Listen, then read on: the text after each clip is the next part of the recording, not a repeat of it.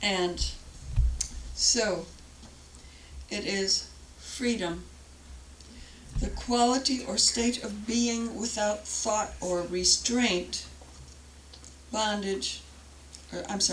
of or restraint, bondage, limitation, or repression, having a sense of complete well-being.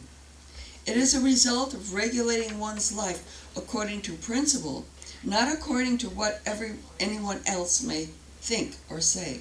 We can never know the full meaning of freedom until we abide in the Christ consciousness. Without prayer and spiritual meditation, there can be no concept of spiritual freedom and therefore no demonstration of it. Wise words.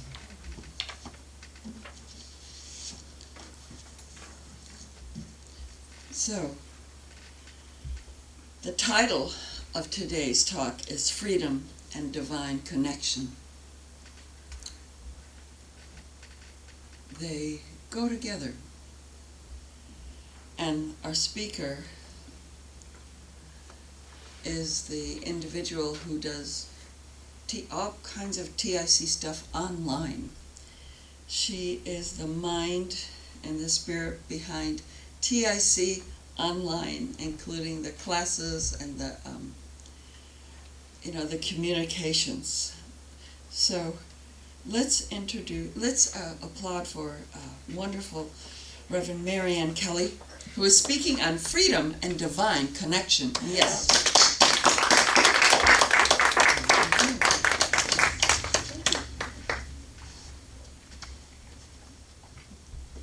I see some faces I haven't seen for a while.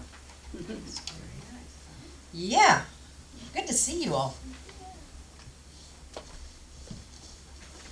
Well, good morning. Freedom and my divine connection. Let's see here. Let me read you something about freedom. We, the people of the United States, in order to form a more perfect union, establish justice, ensure domestic tranquility, provide for the common defense, promote the general welfare, and secure the blessings of liberty to ourselves and our posterity, do ordain and establish this Constitution of the United States of America. And that is the preamble to our Constitution. And I have a copy of it here if anybody wants to look at it later. It's really quite interesting to know what our founding fathers had in mind and what's happened since then, the amendments and so on. In this month of July, we celebrate the birth of our country, the forming of our country. And it was a rocky start, as you'll recall from your history lessons. But our founding fathers worked diligently to form this Constitution. And this is something for which we can be immensely grateful. And so we thank those founding fathers and those who went before us. There's another thing I'd like to read for you, and this is Emma Lazarus' poem, and it's called The New Colossus. And she was thinking about the Colossus of Rhodes that we see in Shakespeare's play. And she says, not like the brazen giant of Greek fame, with conquering limbs astride from land to land. Here, at our sea-washed sunset gates, shall stand a mighty woman with a torch, whose flame is imprisoned light, and her name, Mother of Exiles. From her beaconed hand glows a worldwide welcome. Her mild eyes command the air bridge harbor that twin cities frame. She says, keep ancient lands, you storied pomp, she cries with silent lips. Give me your tired, your poor, your huddled masses, yearning to breathe free. The wretched refuse of your teeming shores, send these, the homeless, the tempest-tossed, to me. I lift my lamp beside the golden door. This is our country and our welcoming. We welcome all of those people. I found that my daily word this morning had something I'd like to include in this today because it was just so perfect. I am divinely inspired to create and live a full, abundant life. I am the author of my story. No matter what happens, I choose the meaning I give to the events in my life. I see myself through divine perception as a spiritual victor and overcomer and not a victim of life's circumstances. Inspired by Spirit, I discover deeper understanding and new gifts in myself as I move through challenges. No part of my life story limits the adventure of this day. There are no mistakes or wounds of the past that keep me from fully living now. I forgive myself and others the errors that occurred when we fall short of being our best selves. We are all doing the best that we can in this moment. I am free to love, to laugh, and to fully live the abundant life I am divinely inspired to create. And the Bible reading, I came that they may have life and have it more abundantly. Wow, how perfect for today, wouldn't you say? Yep. There was a man who was very proud of his yard, and he would be out there every day, pruning and tucking and fertilizing and watering. And he was so proud of it. He just really took pleasure in it. And then one day he noticed something happened. There were some dandelions in his lawn. Oops. Yeah. And he did everything he could to get rid of these dandelions. I mean, he put poison on them, he dug them out, but nothing seemed to work. So he decided that he would contact an expert, a garden, one of these master gardener peoples. And so he wrote to them and he told them what his problem was and what he had done so far to no avail. And so he asked this expert what more he could do. Well, the expert wrote back to him very quickly. What do you think he said? Learn to love the dandelions. Learn to love the dandelions. And so the moral of this story is that rather than seeking happiness by trying to make everything perfect, how about being much happier if we look beyond the imperfections? Look beyond to the truth. Now those little dandelions are really quite pretty if you look at them. And it's amazing how they can reseed themselves. I mean, there's thousands of seeds. When you go, they're all over. How did it feel when you first met your divine connection? What did it feel like to experience that? Did you feel the oneness? Did you feel like you could go out and you could hug a tree and that tree would sort of hug you back? Okay. Or you could go out and you could sit on a stone and feel like you were one with that stone? Or you could walk through the woods and be one with that little fox, with that little deer, that little fawn that you saw? And when you play with your dog or your kitten, do you feel a connection there? Do you feel a oneness there? That's the divine connection I'm talking about. When we first experience our divine connection, we know this oneness with everything that is. And when we do our meditations and just really become absorbed in this, we realize that we are very powerful people. We are one with this divine connection. It's not something sitting on a cloud shooting thunderbolts. It's who we are. It's the energy that Einstein talked about. It turns into mass when it slows down. When it speeds up, it's light. So we have our sun and our stars. And we're one with all of those too. And when we realize our divine connection, and when we go learn about prayer in the fashion that we teach it here, that was channeled through our leaders, we learned that there is just one divinity, and that we are a part of this divinity. So when we realize the oneness and recognize the oneness and unify with this oneness, we know that we can make any claim on the universe that we want. We can materialize anything we desire simply by speaking our word. So when we realize it, then we can make our claim and do and be and have everything that we want in our lives. And we can accept our true desires by letting go of that which does not serve us. And we do this through forgiveness. It's so important, that forgiveness. And this beautiful lady, Edwene Gaines, in her book, The 4 Spiritual Laws of Prosperity, tells us that every prosperity problem is a forgiveness problem.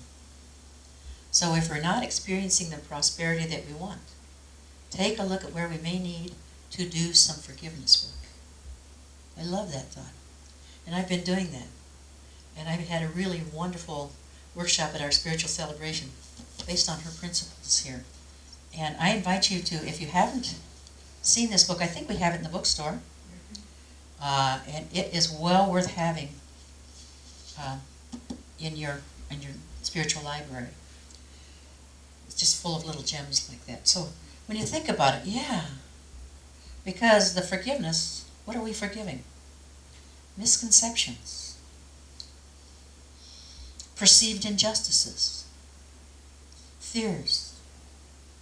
And the fears, they're always in the future. That may or may not happen. So let go of those fears. When we finish with this, we can give thanks in advance, knowing that our thoughts go forth and create what it is we want, because our thoughts are also energy. They come from the energy of our minds. They come from the energy of our bodies. And that upon which we focus surely comes to us. Stop and think about that. Whatever it is we focus on, that's what comes to us. So if I don't like something, where did it come from? Where have I been focusing in the past? And how can I change that focus? How can I let it go? Have you ever done that? Have you ever thought of something that you'd like to do? And looked at it and said, whoa, I don't know if I can handle that financially. Wow. But I do know that whenever I set my mind on something and I start moving towards it with one step and then another step and then another step, guess what? I'm on my way. And whatever resources I need show up because I have focused on what it is I truly want. It happens every time. It happens every time. Give it a try. Give it a try. So now, let's try this little experiment. Rub your hands together.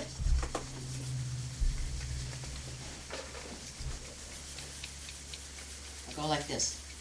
Don't quite touch, but go like this. Can you feel that energy? Okay, go like this. Can you feel that energy? Can you feel it?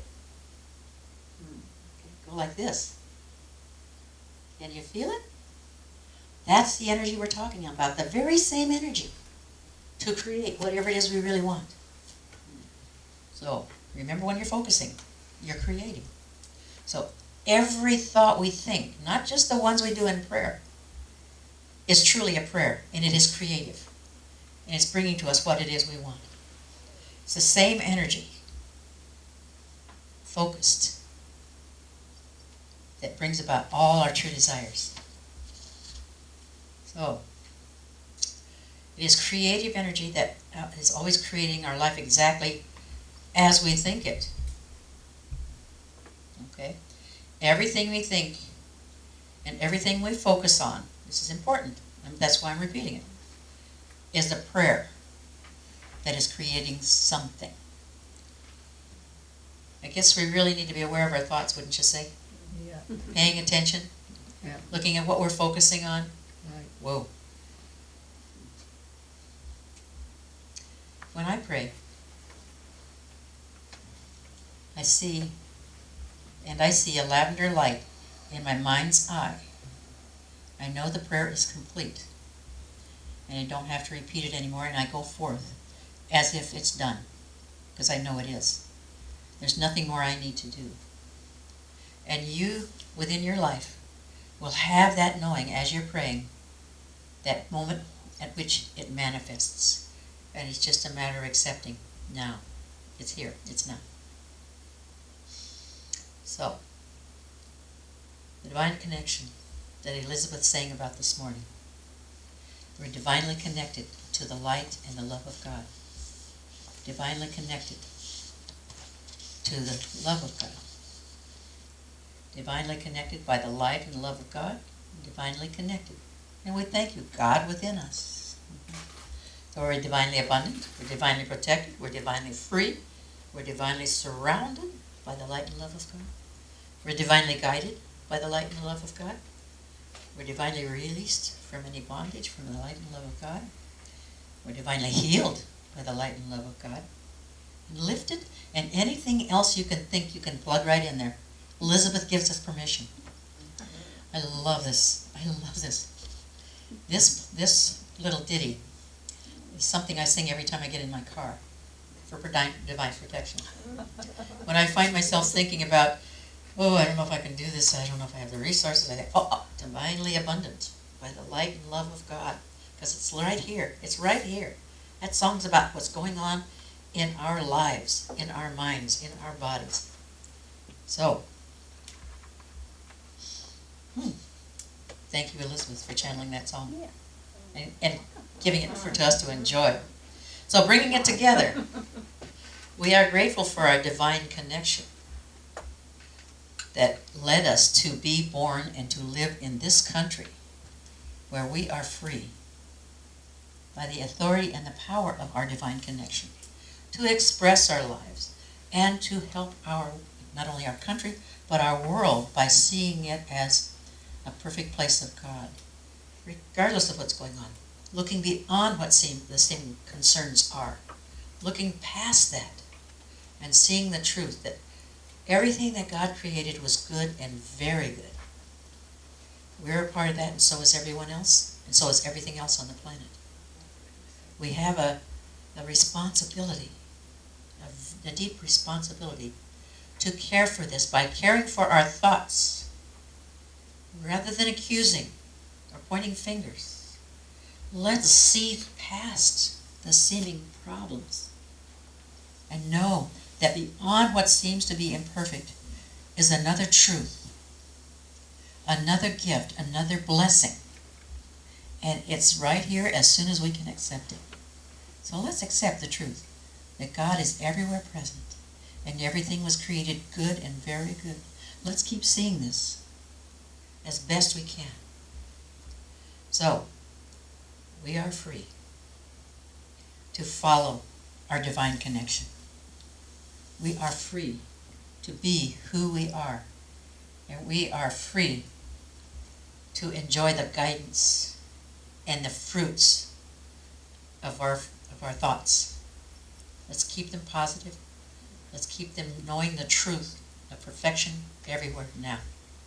Thank you, wonderful God, in all of us. And so it is. And so we let it be. And let the people say, amen. Okay. Thank you.